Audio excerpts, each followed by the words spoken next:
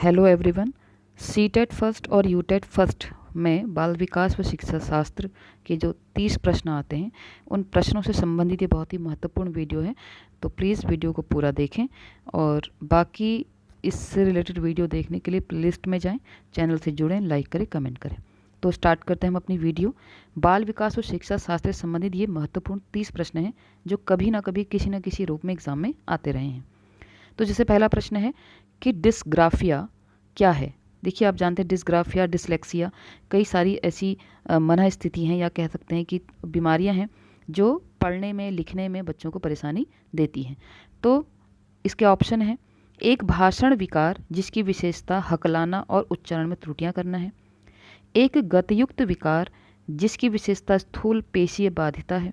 तीसरा है एक तंत्रिकीय विकार जिसकी विशेषता अक्षरों और आकारों को बनाने में कठिनाई है।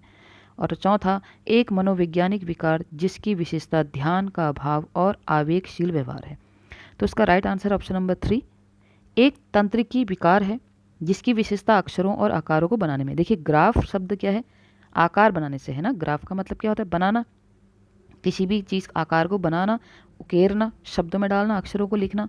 तो डिस्ग्राफिया का संबंध किससे है, ये एक विकार है जिसमें बच्चा अक्षरों और आकारों को बनाने में कठिनाई महसूस करता है। इससे पहले भी जो मैंने वीडियो डाली उसमें आपको डिस्ग्राफिया और डिसलेक्सिया समझाया है, तो प्लीज़ प्लेलिस्ट में जाकर इस वीडियो को जरूर देखें। बढ़ते हैं अगले प्रश्न की ओर। प्रतिभावान बच्चों को शिक्षित करने का उपागम जो उन्हें असामान्य रूप से तीव्र गति में से पाठ्यचर्या के माध्यम से आगे बढ़ाता है, उसे वो क्या कहलाता है। विभेदित निर्देशन, संवर्धन या त्वरण, गतिवर्धन या विसर्जन।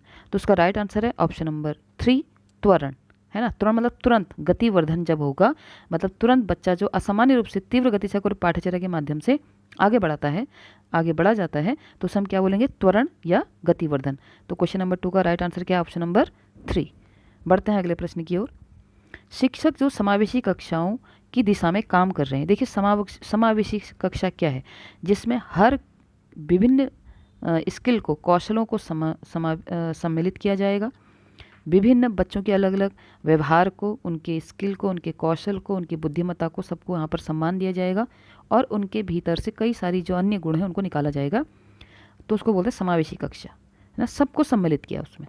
तो आप समझ गए होंगे ऑप्शन। तो देखिए, पहला है पाठ्यचर्या में अनुकूलन करें, मतलब जो पाठ्यचर्या है उसमें अनुकूलन करना समावेशी शिक्षा है। विविध दृष्टिकोणों को शामिल करना, क्या भाई सारे सब चीज़ों को, दृष्टिकोणों को शामिल करना है, तो है समावेशी शिक्षा में है। अपने स्वयं की अंतर्निहित पूर्वाग्रहों की जांच, ये नहीं कि आप अपनी बातों पर ही अटल हैं, आपको अपने पूर्वाग्रह मतलब आपके पहले के जो अनुभव है उनको भी आप परिवर्तित करेंगे, क्योंकि कब हमारे सामने कैसा बच्चा आ रहा है हमें नहीं पता, तो पूर्वाग्रहों की जांच भी हम करेंगे। फोर्थ है विविधता को एक बाधा के रूप में देखना। बिल्कुल नहीं, विविधता बाधा नहीं है। विविधता तो क्या है, ये एक विशेषता है कि हर व्यक्ति, हर बच्चे के अंदर विविधता है, तो यही इसका ऑप्शन नहीं है। फर्स्ट, सेकंड, थर्ड है, तो ये किस में है, क्वेश्चन नंबर 3 का राइट आंसर ऑप्शन नंबर 2। देखिए, 2 में है फर्स्ट, सेकंड, थर्ड, तो यही हमारा राइट आंसर है ऑप्शन नंबर 2। बढ़ते हैं अगले प्रश्न की ओर। शैशवावस्था में सामाजिकरण की संस्थाएं प्रमुख रूप से महत्वपूर्ण हैं, जबकि प्रारंभिक बाल्यावस्था में सामाजिकरण की संस्थाएं भी महत्वपूर्ण हो जाती हैं। शैशवावस्था बच्चा मतलब बहुत छोटा है, तो शैशवावस्था में जब बच्चा छोटा है तो सामाजिकरण उसके लिए क्या होगा, क्वेश्चन नंबर 4 का राइट आंसर ऑप्शन नंबर 2। सामाजिक उसके लिए प्रारंभिक होगा, प्रारंभिक संस्था है, ठीक है। और जैसे ही बच्चा बाल्यावस्था में पहुंचता है तो सामाजिकरण की माध्यमिक संस्थाएं भी महत्वपूर्ण हो जाती हैं, मतलब उसके बाद के जो लोग हैं वो भी महत्वपूर्ण हो जाते हैं, जबकि शैशवावस्था में बच्चा सामाजिकरण की प्राथमिक संस्थाओं से ही जुड़ता है। बढ़ते हैं अगले प्रश्न की ओर। लेव वाइगोत्स्की के अनुसार, देखिए लेव वाइगोत्स्की से रिलेटेड मैंने पहले वीडियो बनाई है, जब आपको आगे सीरीज में बताया है, तो प्लीज़ अन्य मेरे वीडियोज़ भी ज़रूर देखें। तो लेव वाइगोत्स्की के अनुसार क्या है, सामाजिक कारक भाषा विकास को प्रभावित करते हैं परंतु संज्ञानात्मक विकास को नहीं। संज्ञानात्मक विकास भाषा विकास को सुगम बनाता है। भाषा विकास और संज्ञानात्मक विकास एक दूसरे के स्वतंत्र रूप से विकसित होते हैं। भाषा विकास संज्ञानात्मक विकास को सुगम बनाता है। देखिए, भाषा विकास क्या करेगा, भाषा विकास संज्ञानात्मक विकास को बढ़ावा देगा ना, है ना। तो क्वेश्चन नंबर 5 का राइट आंसर ऑप्शन नंबर 4। जब भाषा विकास होगा तो संज्ञानात्मक विकास तो अपने आप होगा, क्योंकि भाषा जब विकास हो रही है तो हम संज्ञान माने क्या होता है, हम समझते हैं चीज़ों को, है ना। तो इसका राइट आंसर क्या, ऑप्शन नंबर 5 का 4। बढ़ते हैं अगले प्रश्न की ओर। लॉरेंस कोहलबर्ग के नैतिक तर्क के किस स्तर पर बच्चे आमतौर पर मानते हैं कि लोगों को समाज की अपेक्षाओं पर खरा उतरना चाहिए और अच्छे तरीक़ों से व्यवहार करना चाहिए। यानी कि वो कौन सा जो कोहलबाग है उन्होंने कई नैतिक तर्क नैतिक स्तर पे बच्चों को बांटा है, तो वो कौन सा स्तर है जहाँ पर बच्चे ये सोचते हैं कि हमें समाज के अनुसार चलना चाहिए और अच्छा व्यवहार करना चाहिए। तो क्वेश्चन नंबर 6 का राइट आंसर ऑप्शन नंबर 3 पारंपरिक स्तर। उसको क्या बोलेंगे? उसको बोलेंगे पारंपरिक स्तर। पढ़ते हैं अगले प्रश्न की ओर। यहाँ पे 2 कथन दिए, कथन पढ़ना और बताना है कि कौन सा सही है कौन सा गलत है। कथन देखिए, शिक्षकों और साथियों जैसे अधिक जानकार अन्य लोगों से बातचीत शिक्षार्थियों को उनकी समझ और कौशल विकसित करने में मदद करने के लिए आवश्यक समर्थन और मार्गदर्शन प्रदान करती है। बिल्कुल सही बात है कि जब बच्चा अपने शिक्षकों से या अधिक जानकार साथियों से बात करता है तो उसकी समझ विकसित होती है। अब इसका कारण क्या है? सामाजिक संपर्क सीखने और विकास का एक प्रमुख घटक है। इसलिए कहते हैं ना, समाज पहले परिवार में बच्चा सीखता है, फिर विद्यालय में सीखता है, फिर समाज के बीच जाता है। तो इसके कथन और कारण दोनों सही हैं। तो क्वेश्चन नंबर 7 का राइट आंसर है ऑप्शन नंबर 2। ए और आर दोनों सही हैं तथा आर ए की सही व्याख्या करता है। बढ़ते हैं अगले प्रश्न की ओर। अधिगम के लिए आकलन का मुख्य लक्ष्य क्या है? देखिए, अधिगम माने क्या होता है? लर्निंग। तो कहाँ पर आकलन माने हम मेजर कर रहे हैं कि कहाँ पर अधिगम हमें दिख रहा है नहीं दिख रहा है, तो उसका मुख्य लक्ष्य क्या होना चाहिए? अगर हम किसी अधिगम का आकलन करते हैं, ठीक है, मूल्यांकन करते हैं या देख रहे हैं कि उसको मेजरमेंट करते हैं, उसका मुख्य लक्ष्य क्या है? क्या उसको हम नीचे दिखाना चाहते हैं? क्या हम उसके अंदर की गलतियां सबको बताना चाहते हैं? क्या होता है उसका रीजन? देखिए, उन विद्यार्थी की पहचान करना जिन्हें धीमे सीखने वालों के रूप में वर्गीकृत किया जा सके। ये बिल्कुल नहीं है कि हम किसी बच्चे को कैरेक्टराइज कर दें कि भाई तुम्हें कम आता है और हम तुम्हारा सेक्शन अलग बना देते हैं। ऐसा हम बिल्कुल नहीं कर सकते किसी के भी साथ। दूसरा है विद्यार्थी के प्रदर्शन का मूल्यांकन करना और ग्रेड देना। अधिगम का मतलब ये बिल्कुल नहीं है कि आप उसका मूल्यांकन करो और ग्रेड दे दो, और उसको आपने डी ग्रेड दे दिया, ई ग्रेड दे दिया, तो बच्चे का तो मॉरल डाउन हो गया। माना कि हमारे जो एजुकेशन पॉलिसी है वहाँ पर ये सब चलता है, लेकिन वो किस तरीके से चलता है? वो तो एक एग्जामिनेशन के तौर पे चलता है, वो लर्निंग का आकलन नहीं है, वो तो परीक्षा चलती है। लेकिन हर दिन जो बच्चा क्लास में रहता है, आप हर दिन उसका आकलन ग्रेड और मूल्यांकन से नहीं कर सकते। अधिगम का अर्थ वो नहीं है। तीसरा है विद्यार्थियों को प्रतिपुष्टि प्रदान करना। प्रतिपुष्टि माने फीडबैक, और जिसका उपयोग उनके अधिगम में सुधार के लिए जाए। हम बच्चों का अधिगम में आकलन इसीलिए ही करते हैं कि बच्चे को हम फीडबैक दें कि बच्चों आपकी कमी यहाँ पर है, इसको कंप्लीट करो, चाहे वो अधिगम में उससे क्या करे, अधिगम में सुधार करेगा। तो राइट आंसर क्या? Option number 3। बढ़ते हैं अगले प्रश्न की ओर। किस आयु में बच्चे शब्दों के खेल में शामिल हो सकते हैं और ऐसे चुटकुलों और पहेलियों को पसंद कर सकते हैं जिनमें शब्दों का खेल शामिल हो? 12 वर्ष, 1 वर्ष, 3 वर्ष या 7 वर्ष? तो क्वेश्चन नंबर 9 का राइट आंसर ऑप्शन नंबर 4 7 वर्ष। यानी कि 7 वर्ष के बच्चे क्या करते हैं? चुटकुलों और पहेलियों को पसंद करते हैं और शब्दों के खेल जिसमें शामिल हो ऐसे खेलों में शामिल होते हैं। बढ़ते हैं अगले प्रश्न की ओर। केरल गिलिगन ने कोहलबर्ग के नैतिक विकास के सिद्धांत की आलोचना की। किस कारण उन्होंने आलोचना की? देखिए, सामाजिक संज्ञानात्मक दृष्टिकोण के लिए नहीं की, नारीवाद दृष्टिकोण के लिए की। तो क्वेश्चन नंबर 10 का राइट आंसर क्या है? ऑप्शन नंबर 2 नारीवादी दृष्टिकोण के सिद्धांत, मतलब उस बात को लेकर उन्होंने आलोचना की। बढ़ते हैं अगले प्रश्न की ओर। जीन पियाजे के अनुसार पूर्व संक्रियात्मक चिंतन की मुख्य विशेषताओं में से एक है जो किसी स्थिति के एक पहलू पर ध्यान केंद्रित करने और दूसरों की उपेक्षा करने की प्रवृत्ति को संदर्भित करता है। उपेक्षा मतलब होता है नज़रअंदाज करना, और अपेक्षा मतलब होता है उम्मीद करना। ठीक है, ध्यान देंगे, अ और उ का इसमें अंतर है। तो क्वेश्चन नंबर 11 का राइट आंसर ऑप्शन नंबर 2 केंद्रीयन। विशेषताओं में से केंद्रीयन है जो किसी स्थिति के एक पहलू पर ध्यान केंद्रित, केंद्रीयन विशेषता है तभी तो क्या करेगा? ध्यान केंद्रित करेगा और दूसरों की उपेक्षा करने की प्रवृत्ति को संदर्भित करेगा। ठीक है, बढ़ते हैं अगले प्रश्न की ओर। प्रारंभिक बाल्यावस्था में वृद्धि और सोच ऐसी होती है जबकि मध्य बाल्यावस्था में वृद्धि ऐसी और सोच ऐसी होती है।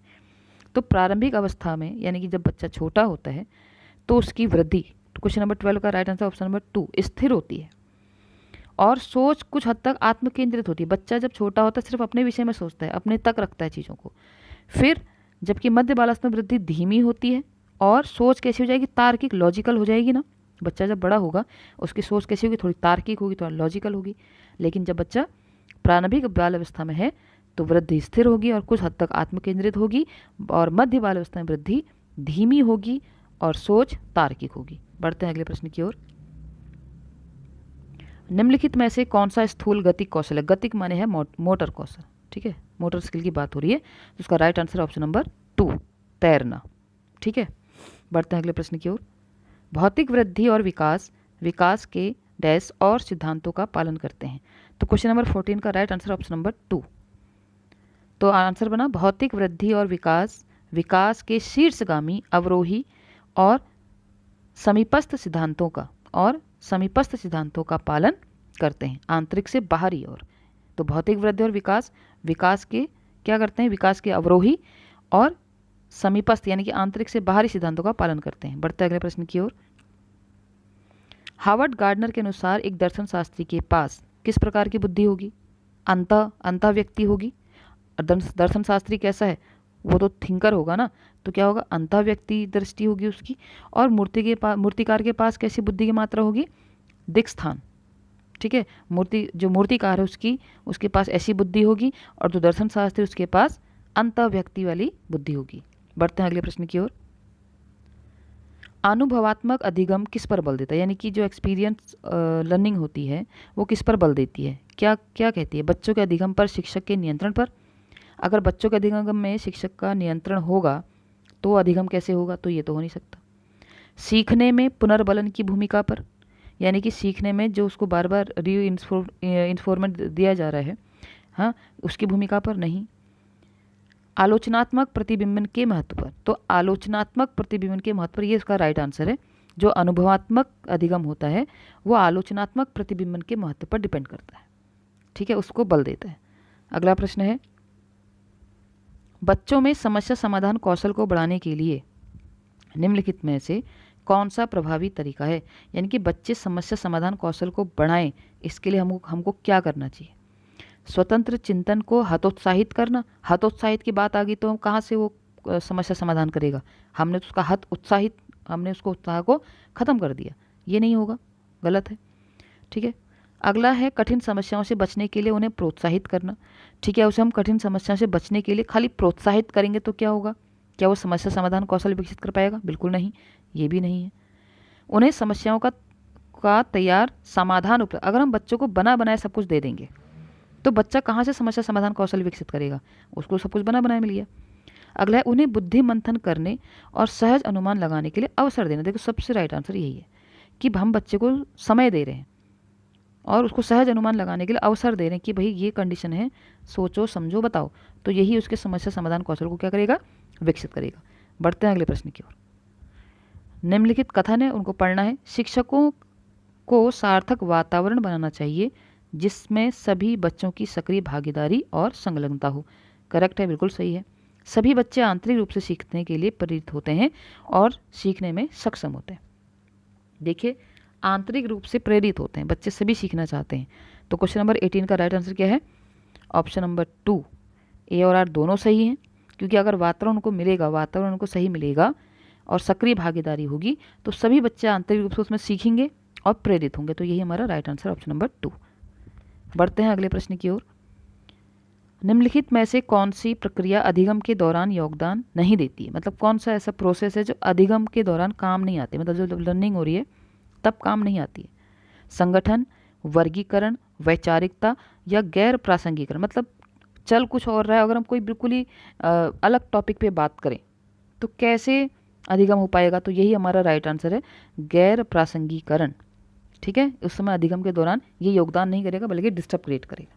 बढ़ते हैं अगले प्रश्न की ओर। प्रश्न का उदाहरण है, ऐसा कौन सा एक प्रश्न ऐसे प्रश्न का उदाहरण है जिसमें विद्यार्थियों को अपनी सोच पर विचार करने की आवश्यकता होगी? अगर माना हम बच्चे से कोई प्रश्न पूछते हैं तो ऐसा कौन सा प्रश्न होगा कि वो अपनी सोच पर विचार करेगा, है ना? जैसे पहला है, वाक्य में संज्ञा और क्रिया के बीच क्या संबंध है? ये विचार नहीं करेगा, ये जो उसने रटा है समझा उसको बोलेगा। क्रिया की परिभाषा क्या है? ये भी रटा हुआ बोलेगा, है ना? अगला ऑप्शन है, आप क्रिया को वर्तमान काल में कैसे बदल सकते हैं? ये बदल सकते हैं तो ये अपनी सोच के लिए नहीं सोचेगा, ये आइडियाज सोचेगा। ठीक है, उसने अपनी सोच पर विचार करना है। कक्षा की शुरुआत में, अगला ऑप्शन है, कक्षा की शुरुआत से क्रियाओं के उपयोग के बारे में आपकी समझ कैसे बदली है?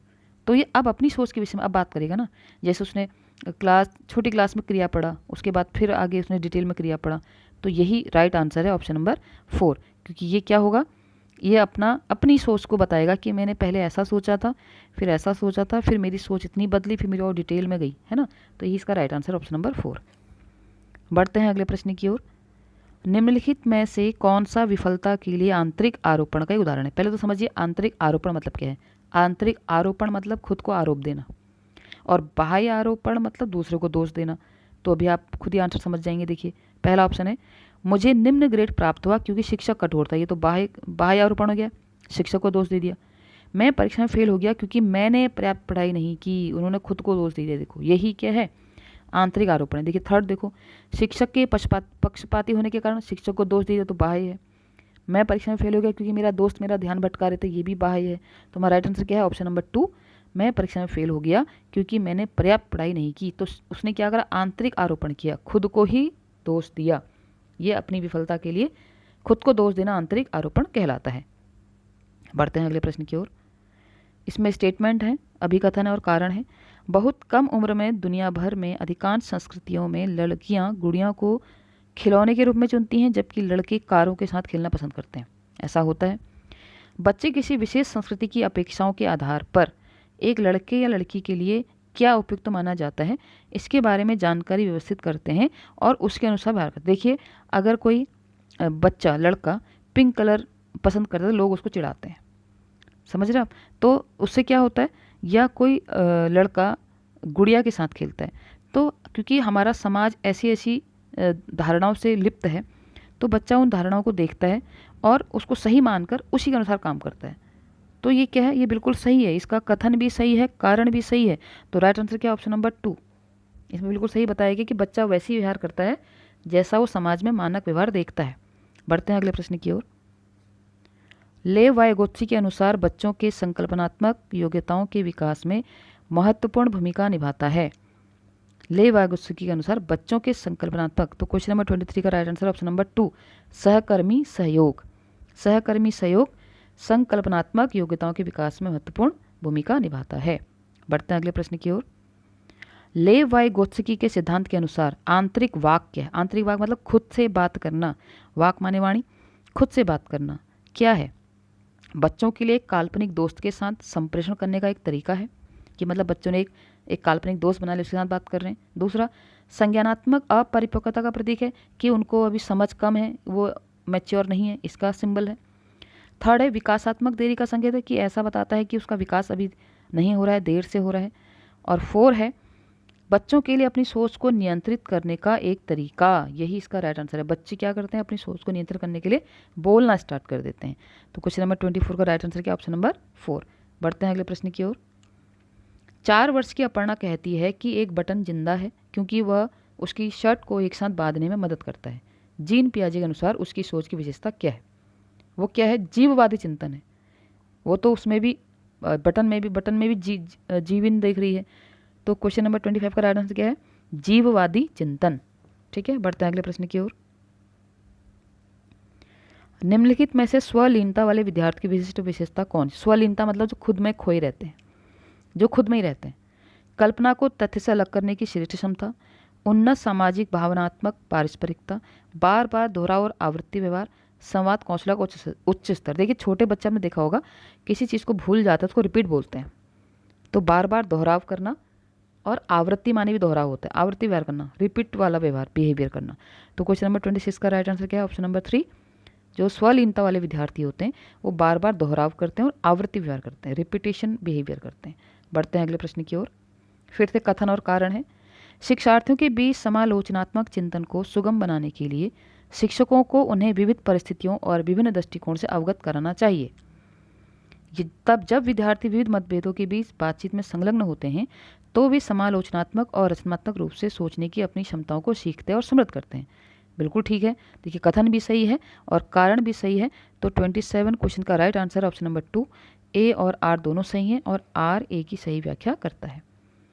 अगला प्रश्न है, निम्नलिखित में से अधिगम का प्राथमिक लक्ष्य कौन सा होना चाहिए? अधिगम माने वही सीखना। इसका फर्स्ट जो एम है वो क्या होना चाहिए? तथ्यों को रटना, यंत्रवत याद करने के पूर्वाभ्यास से उत्कृष्ट बनाना, यानी कि आप बिल्कुल मशीन की तरह रट रहे हैं। समकक्षियों के साथ प्रतिस्पर्धा करना, मतलब आपने क्लासमेट के साथ कंपटीशन कर रहे हैं। या समालोचनात्मक चिंतन का विकास करना, मतलब आप अपने विषय में सोचना स्टार्ट करेंगे कि अच्छा या बुरा क्या है। तो यही हमारा राइट आंसर है, ऑप्शन नंबर 4।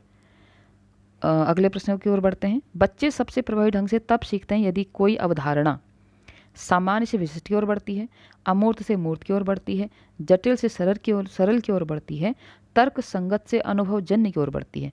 तो उसका राइट आंसर है ऑप्शन नंबर 1, सामान्य से विशिष्ट की ओर बढ़ती है। तब प्रभावी ढंग से सीखते हैं। माना मैंने इसको बच्चे को बहुत सिंपल चीज़ बताई पहले, लेकिन फिर मैं वहाँ से एक स्पेशलाइजेशन में जा रही हूँ, तो बच्चा प्रभावी इंटरेस्ट भी लेगा और उसको इफेक्टिवली सीखेगा भी। तो उसका राइट आंसर क्या है? सामान्य से विशिष्ट की ओर। अगला प्रश्न है, विद्यार्थियों की सीखने की शैलियों में विविधता को महत्व दिया जाना चाहिए और मानव विविधता के प्रतिबिंब के रूप में देखा जाना चाहिए। यही राइट आंसर है कि हमें जो विद्यार्थियों की सीखने की शैलियाँ हैं अलग अलग, कोई पढ़ के सीखता है, कोई समझ के सीखता है, कोई रट के सीखता है, ठीक है, कोई उस चीज़ को प्रैक्टिकल करके सीखता है, कोई लाइफ से रिलेटेड चीज़ों को एग्जाम्पल देके सीखता है। ये उनकी विविधता है, तो इनको महत्व दिया जाना चाहिए और मानव विविधता के प्रतिबिंब के रूप में देखा जाना चाहिए। मानना चाहिए कि हाँ भाई, मानव में भिन्न भिन्न प्रकार की विविधताएं होती हैं। अब दूसरा ऑप्शन है कि उपेक्षा की जानी चाहिए। उपेक्षा माना नज़रअंदाज। अगर आप विद्यार्थियों की सीखने की शैलियों को नज़रअंदाज करेंगे तो बच्चा भी क्या होगा, अपने आप को अपने तक सीमित रखेगा। तो ऐसा नहीं करना चाहिए। अगला है कि शिक्षण अधिगम प्रक्रिया के दौरान ध्यान में नहीं रखना चाहिए। अगर आप बच्चे की सीखने की शैलियों को ध्यान में नहीं देंगे तो आपका पढ़ाना एक रोबोटिक पढ़ाना होगा जिसमें बच्चा इंटरेस्ट लेगा ही नहीं। आप बच्चे के पढ़ाने की शैली, सीखने की शैली को ध्यान देंगे और उसी प्रकार से उनको सिखाएंगे, तो ये भी गलत है। और फोर्थ क्या है, बच्चे को शिक्षण अधिगम प्रक्रिया में बाधा और अवरोध के रूप में देखा जाना चाहिए। मतलब जो सीखने की शैली की विविधता है उसको बाधा के रूप में थोड़ी देखेंगे, उसको तो हम क्या देंगे, उसको महत्व देंगे। तो क्वेश्चन नंबर 30 का राइट आंसर क्या है? Option number 1। तो आपके लिए सीटेट फर्स्ट या यूटेट फर्स्ट के लिए आज मैं ये जो शैक्षिक अभिरुचि वाले क्वेश्चंस, बालक विकास और शिक्षण अभिरुचि वाले क्वेश्चंस लाई। और आपको वीडियो पसंद आता है तो आगे भी मैं ऐसी सीरीज चलाऊँगी। और आज के लिए इतना ही। बहुत बहुत धन्यवाद।